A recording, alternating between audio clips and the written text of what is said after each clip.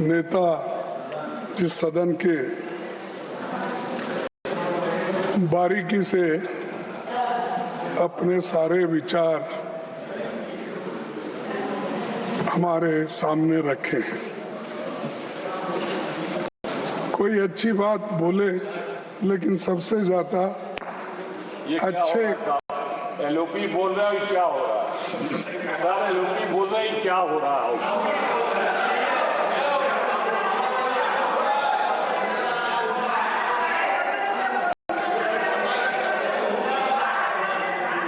Sir, वकालत तो अच्छी करे, लेकिन उनका केस इतना खराब है, वो कितना भी वकालत अच्छा करे तो उनको केस आप जीतने वाले नहीं हैं।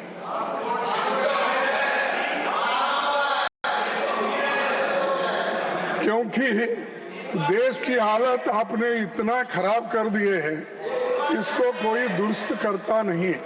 अब हम देखेंगे आगे आने वाले दिनों में क्या हो। सर, सभापति जी, आपका आभार। 6062 शब्दों का विस्तृत भाषण इस सरकार ने तैयार करवाया है, पर कई अहम सवालों पर अभिभाषण मौन है। मैं सदन में सिर्फ 5 जरूरी मुद्दे आपके सामने रखना चाहूंगा। मैं सामाजिक न्याय, सामाजिक सद्भाव, संसदीय लोकतंत्र पर हमला, अर्थव्यवस्था और किसानों मजदूरों की दिक्कतें और विदेश नीति की खामियां पर अपनी बात रखना चाहता हूं और आपके सामने ये दिखाना चाहता हूं कि कितना समय इन्होंने देश के जनता के भलाई के लिए दिया और कितना समय देश के बाहर इन्होंने बिताए, ये आप सभी को मालूम है। ये सोशल जस्टिस, सबसे पहले मैं सामाजिक न्याय पर बात रखूंगा। पिछले 11 सालों में मोदी सरकार ने सामाजिक न्याय के ताने बाने को कमजोर किया है। किया या नहीं किया? तो उनके संवैधानिक हक हकूक पर चोट पहुंचाई है। राष्ट्रपति के अभिभाषण में महिला सशक्तिकरण पर बहुत बातें हुई, पर सच ये है महिलाएं बीजेपी के लिए केवल वोट बैंक बन के रही है। अगर मोदी जी वाकया महिलाओं का नेतृत्व को आगे लाना चाहते हैं तो वे सबसे पहले महिला आरक्षण एसीटी तुरंत लागू करके इस पर कंडीशन नहीं लगाते। अगर आपको उनके बारे में उनको शक्ति देना है, एम्पावरमेंट करना है, तो आप ये बिल पास कर सके, उसको लागू कर सकते हैं। अरे आप कहते हो एक, करते हो एक, तो इसीलिए ये कंडीशन लागू नहीं करते। इससे जनगणना के नाम पर आपने किया, इसको आगे ढकला। आज से 100 साल पहले जब महिलाओं को वोट का अधिकार भी नहीं था और हमारे देश में भी 78 साल तक वोटिंग का अधिकार महिलाओं को नहीं था, तब कांग्रेस ने अपने पार्टी के नेता सरोजिनी नायडू को कांग्रेस अध्यक्ष चुना गया है। आपके पास कोई एग्जाम्पल आज भी नहीं है। इंदिरा गांधी के प्रधानमंत्री बनने के भी 60 साल पूरे हो गए। इनके जैसी कई महान महिलाएं सशक्तिकरण की मिसाल बनी। बीजेपी ने अब तक किसी महिला को अध्यक्ष नहीं बनाया है। आरएसएस ने 100 साल में किसी महिला को अपना नेतृत्व नहीं सौंपा है।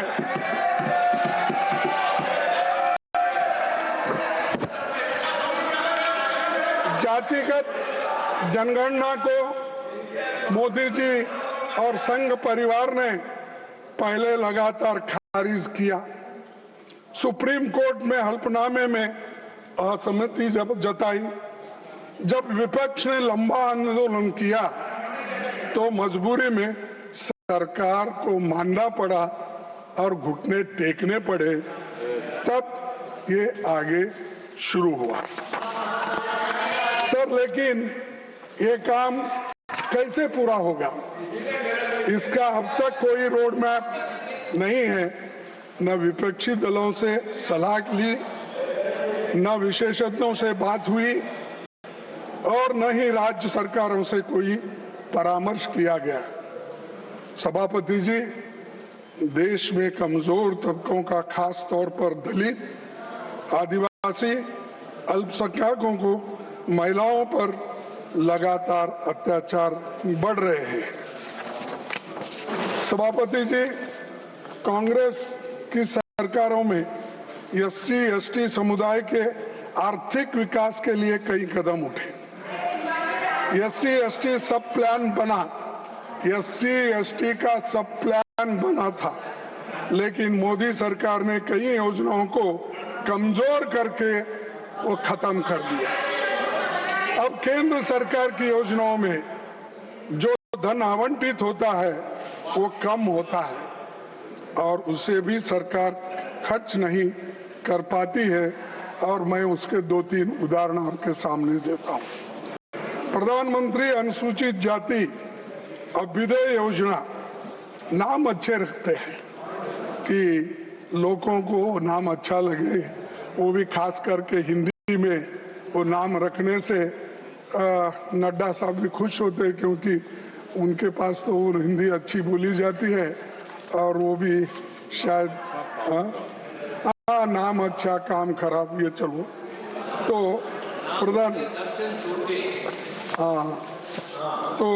प्रधानमंत्री अनुसूचित जाति अभ्युदय योजना, इसमें 41.59 का अंडर यूटिलाइजेशन है। ये मेरे नहीं, उनके इकोनॉमिक्स में। और इतना पैसा आपने अंडर यूटिलाइज किए, क्या भलाई आप करने वाले हैं? खूब बोलते हो खूब, लेकिन काम नहीं करते। Sir, prime minister young achievers scholarship में क्या हुआ? 31.51% का अंडर यूटिलाइजेशन हुआ। पोस्ट मैट्रिक स्कॉलरशिप में 5.660, यानी कम से कम 6,360 करोड़ में आपने कम से कम 40-50 करोड़ रुपए की कमी की और अंडर यूटिलाइजेशन हुआ उसका। इसका जिम्मेदार कौन है?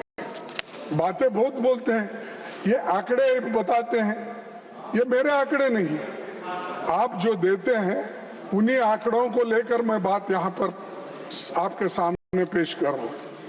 सभापति, अनुसूचित जातियों, जनजातियों और महिलाओं के खिलाफ अपराध लगातार बढ़ रहे हैं। आंकड़े आप लोग छिपाते रहते हो। अगर आपके आंकड़े आप देखेंगे सोशल जस्टिस के डिपार्टमेंट से हो या क्राइम रिकॉर्ड ब्यूरो से हो, अगर आप मंगाएंगे आपको मालूम होता आंकड़े बढ़ रहे हैं या घट रहे हैं। सबको पता है कि हर अपराध दर्ज नहीं होता। डर, दबाव और व्यवस्था की नाकामी के कारण असंख्य मामले कभी सामने नहीं आ पाते हैं, क्योंकि गांव में डरते हैं लोग, ये केस अगर रजिस्टर हुआ हमको गांव में रहने देते या नहीं। ये मुश्किल से अत्याचार भी अगर होता है, अपने मर्यादा को डर के महिलाएं और SC ST उनको सपोर्ट नहीं रहने की वजह से वो डर के वो भी लोग पुलिस तक नहीं जाते। हर घटना रिपोर्ट नहीं होती, इस कारण जातिगत हिंसा करने वालों की करने वालों का और उनको प्रोत्साहन मिल रहा है। सर, आजादी के बाद हमारे सामने दो सबसे बड़े लक्ष्य थे।